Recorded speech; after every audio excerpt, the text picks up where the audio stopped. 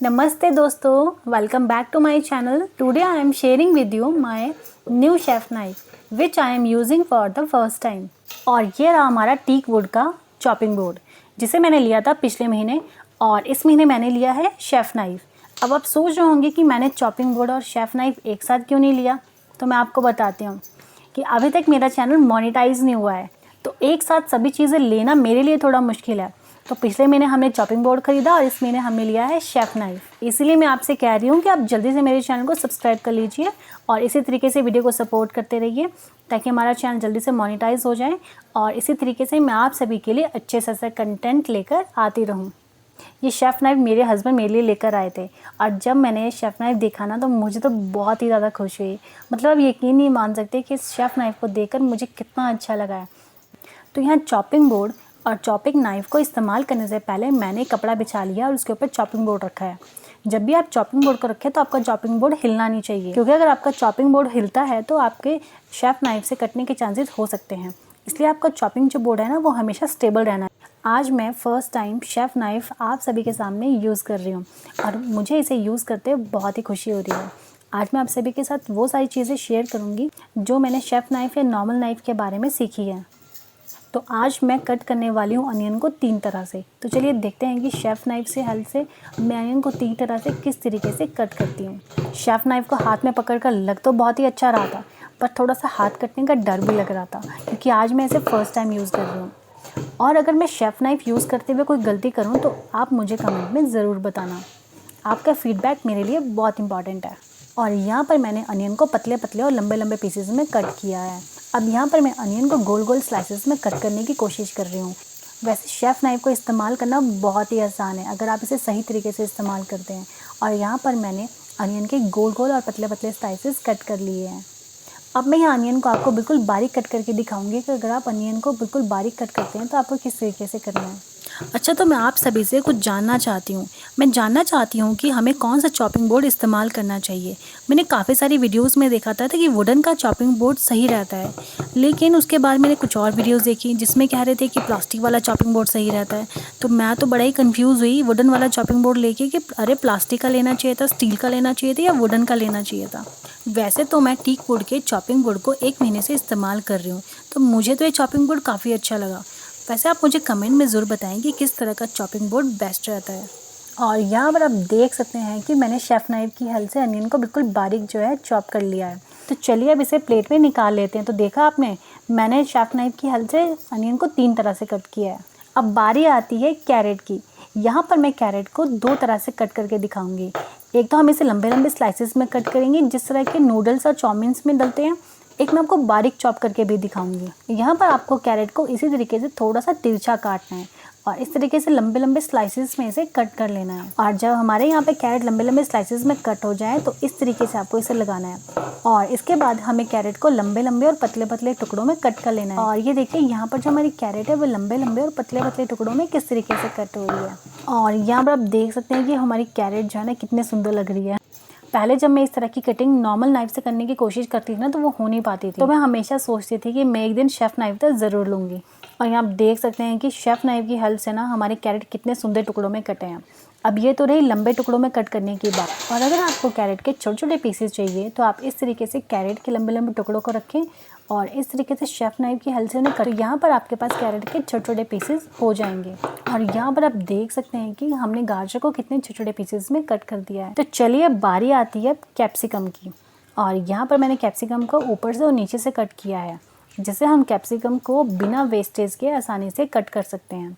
यहाँ पर मैं आपको दिखाऊंगी कि हमने कैरेट को बिल्कुल भी वेस्ट नहीं किया है और कैरेट का बीच वाला पार्ट देखा निकल गया है।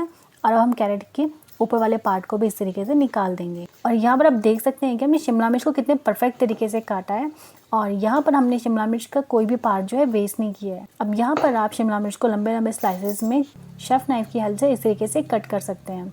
और अगर आपको छोटे छोटे पीसेज में से कट करना है तो आप पहले उसके लंबे लंबे टुकड़ों में कट करें और फिर इस तरीके से आप इसे छोटे छोटे टुकड़ों में कट कर सकते हैं।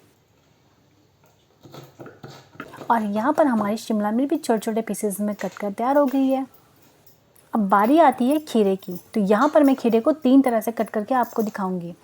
या तो आप इस तरीके से इसे पतले पतले स्लाइसेस में कट कर सकते हैं।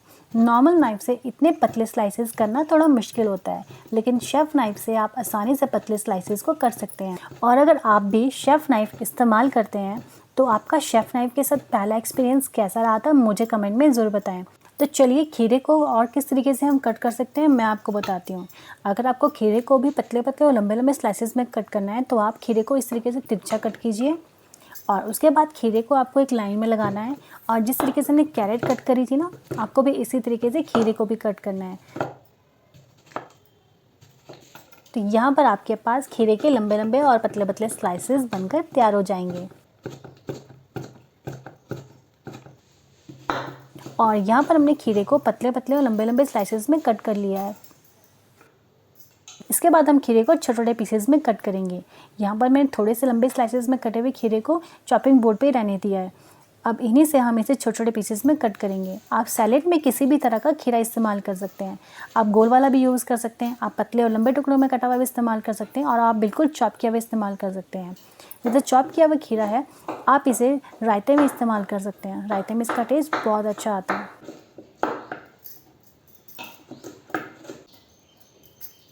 और यहाँ पर बारीक कटे हुए खीरे को भी मैंने एक प्लेट में निकाल लिया है। और यहाँ पर आप देख सकते हैं कि मैंने खीरे को यहाँ पे किस किस शेप में कट किया और ये कैसा लग रहा है। जब मेरे पास शेफ़ नाइफ़ नहीं हुआ करता था तब मैं नॉर्मल नाइफ़ से ही शेफ़ नाइफ़ वाली कटिंग करने की कोशिश किया करती थी। तो हमेशा मैं सीखती रहती थी कि किस तरीके से इसे बिल्कुल बारीक कट करना है। और अब मेरे हाथों में है शेफ़ नाइफ़, तो मुझे बहुत ज़्यादा खुशी हो रही है।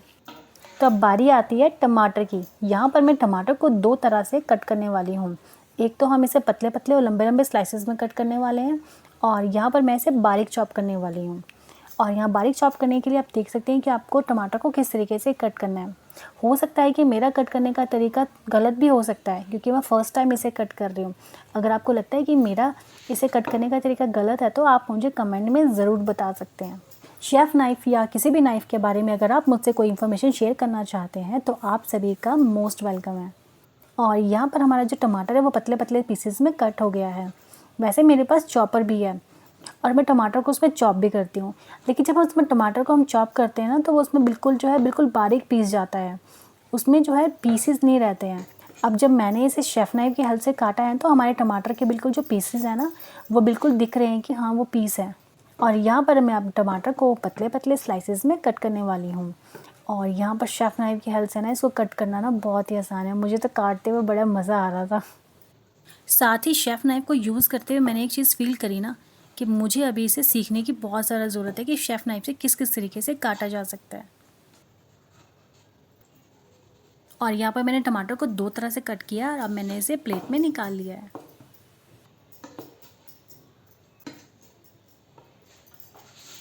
तो चलिए अब बारी आती है अदरक की। यहाँ पर मैंने जो अदरक का एक्स्ट्रा पार्ट था ना साइड वाला उसे निकाल लिया है और यहाँ पर मैंने अदरक को बिल्कुल प्लेन कर लिया है जिससे शेफ़ नाइफ़ की हेल्प से हम इसे अच्छे से कट कर सकें। यहाँ पर पहले मैंने अदरक को पतले पतले स्लाइसेस में कट कर लिया है। इसके बाद ही हम इसे छोटे छोटे पीसेस में कट करेंगे। यहाँ पर मैं अदरक को भी दो तरह से कट करने वाली हूँ। एक तो हम इसे लंबे लंबे पतले पतले स्लाइसेस में कट करेंगे और इसके बाद हम इसे बिल्कुल बारीक चॉप करेंगे।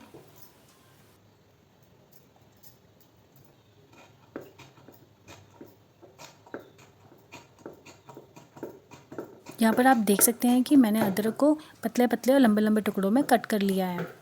अब इसी अदरक को हम छोटे छोटे पीसेस में भी कट कर लेंगे। यहाँ पर मैंने थोड़े से अदरक को लंबे लंबे पीसेस में आने दिया है, बाकी अदरक को मैंने यहाँ छोटे छोटे पीसेस में कट कर लिया है।